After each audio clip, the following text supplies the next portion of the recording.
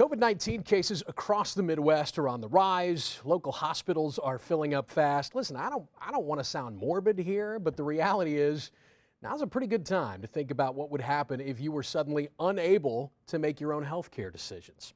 Here to talk with us about some important documents that we should all have in place is Ed Herman with the law firm Brown and Crouppen. Ed, let's start with the Advanced Healthcare Directive and the Durable Power of Attorney. Why are those two so important? Well, they're important because it lets people know what your wishes are, or if you don't know what your wishes are, it lets people know who can make those decisions. So the Advanced Healthcare Directive, that's your opportunity to say things like, do you want to be resuscitated? What kind of machinery are you comfortable having them use on you? God forbid they have to pull the plug. What are your wishes? And a durable power of attorney is basically you assigning one person the ability to make those decisions for you if medical decisions have to be made.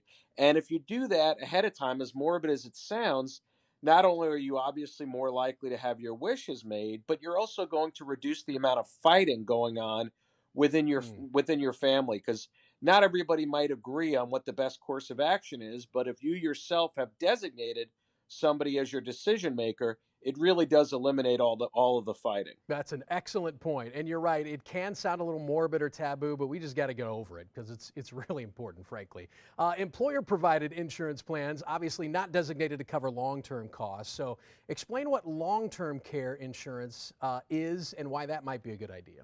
Well, and that really depends. As you get into your 50s and beyond, it's something you may want to consider doing.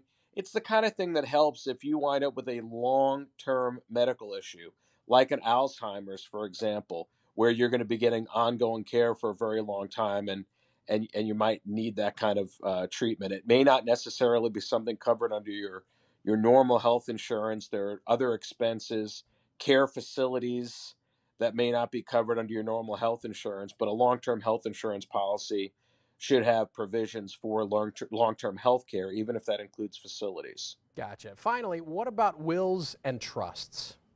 The key difference between a will and a trust is that a will not go into effect until after you die, whereas a trust can go into effect while you're alive.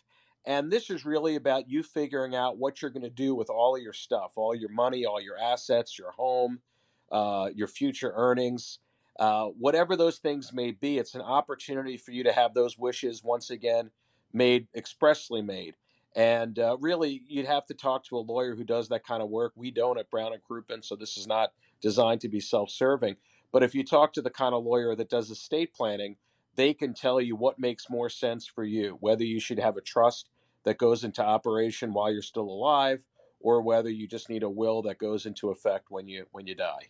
Got it. In the meantime, of course, Ed, we'll wear masks, we'll wash our hands, and we'll stay socially distant and get a flu shot too, right? Right. Yeah. Try to stay alive. Then you don't have to worry about any of these things. Plan for the worst, but hope That's for the the key. best. All right, Ed, thank you. If you'd like to get in touch with Brown and Crouppen, you can call them anytime, 314-222-2222, or visit their website at getbc.com.